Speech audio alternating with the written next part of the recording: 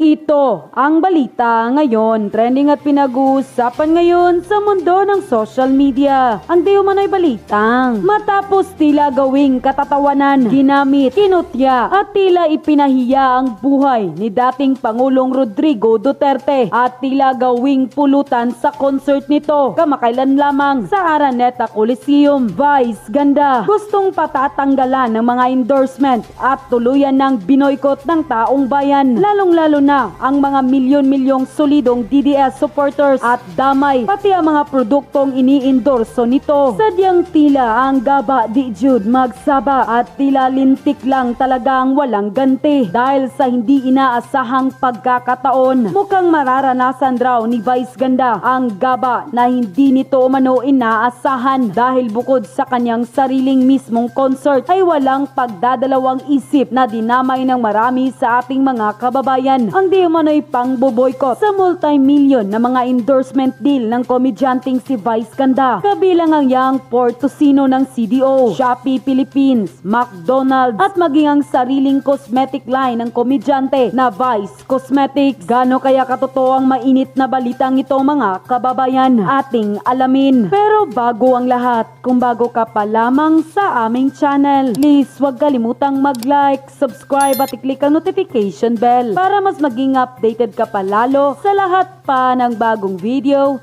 na i-upload namin. At ito na nga mga kababayan, mula sa pag-unfollow sa kanyang official Facebook page kung saan wala pa raw umanoong isang araw ay higit sa 1,000,000 na ang nag-unfollow sa komedyanteng si Vice Ganda. Tila tinutuo ng taong bayan ang matinding pangboboykot sa mga produktong ini-endorso ng komedyanteng si Vice Ganda dahil hindi lang solidong taga Mindanao kundi lahat ng mga solidong sumusuporta sa dating Pangulong Duterte ay matinding pangboboykot sa mga produktong ini-endorso ng komedyante. Tila karma na raw ang humahagupit sa komedyante dahil hindi na umano raw tama ang pamamahiya, pangkukutya at panlalait at tila pangbabastos nito sa dating Pangulo ng Pilipinas na si Rodrigo Roa Duterte. Lalo't wala naman raw ginawang masama ang dating Pangulo sa komedyante at hindi raw biro ang ginawa niyang tila panggagamit sa dating Pangulo sa sariling concert nito. Ito raw di umano marahil ang tila kabayaran ng komedyanteng si Vice Ganda sa lahat ng kanyang birong hindi magaganda at hindi magandang ihemplo para sa mga kabataan. Dahil magpasa hanggang ngayon ay sumisiklab pa rin sa mundo ng social media ang galit ng taong bayan sa kanya. McDonald damay sa boycott matapos ang panawagang idiniklarang persona non grata sa Davao City si Vice Ganda dahil sa isang insensitive parody tungkol kay dating Pangulong Rodrigo Duterte. Ngayon naman, bilang isa sa mga prominenteng endorsers ng American fast food giant na McDonald's sa Pilipinas, nadamay na rin ang kumpanya sa issue. Ilang supporters ng dating Pangulo ang naglungsad ng No McDonald's campaign na nanawagang tanggalin si Vice Ganda bilang endorser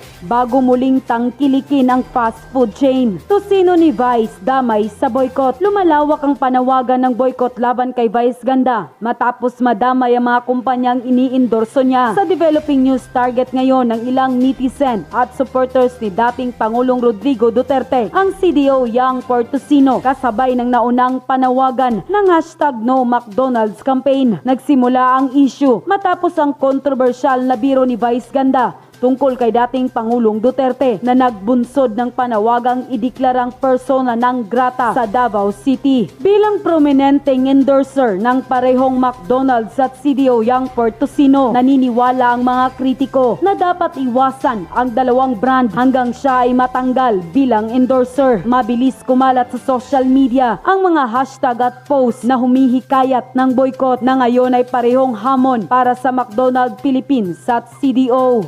Vice Ganda, dalawang araw ng absence sa It's Showtime matapos ang kanilang concert ni Regine.